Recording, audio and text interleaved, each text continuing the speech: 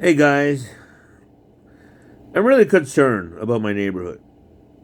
As you know, people are in their own vocation for whatever their needs, right? So in Toronto, the country that we call Canada is the biggest city in Canada.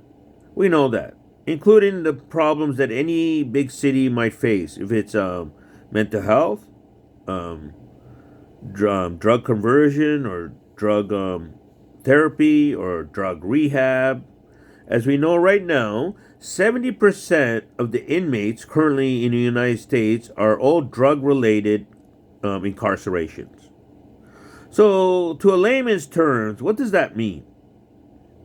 We know that before you treat it like it is a disease, that is opiate abuse, like you would treat any other person, but there are cognitive ways to approach it.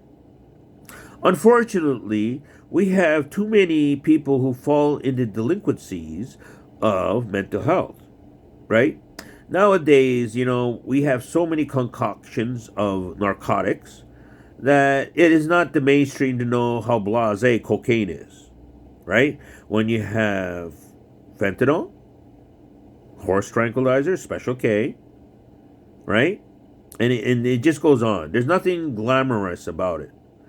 But when you ask about, like, for example, in the last 25 years, about putting your volunteerism, like we're asking the TSA, if the country shut down, how many people will go to know how many checks they've sustained themselves that they're not willing to do that to make their airport safe?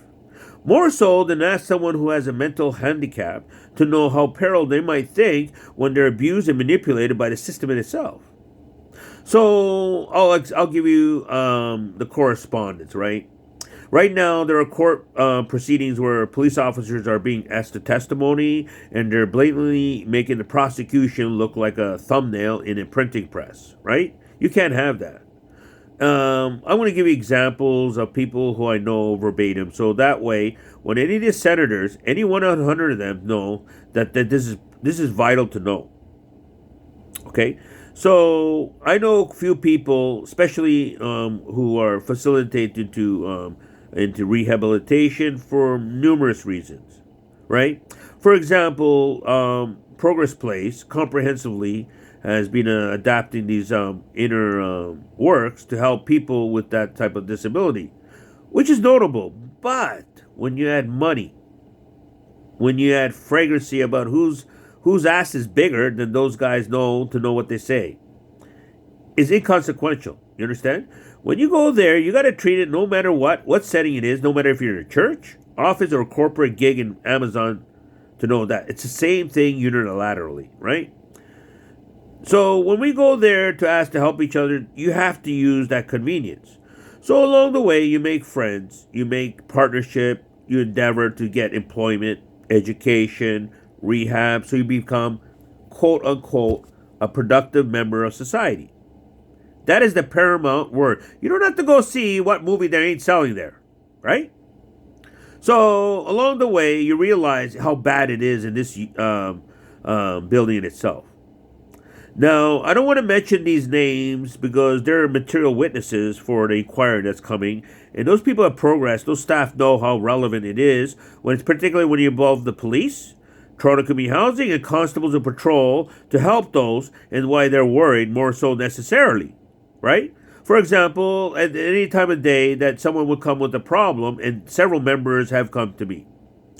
Now, again, I'm not going to mention names, so I went to the staff, and I'm not going to mention the name outright, but they will know when the inquiry comes, because it is crucial to know and very predicable what they could have said, otherwise, when they lied to me, too, to this day, to this very second.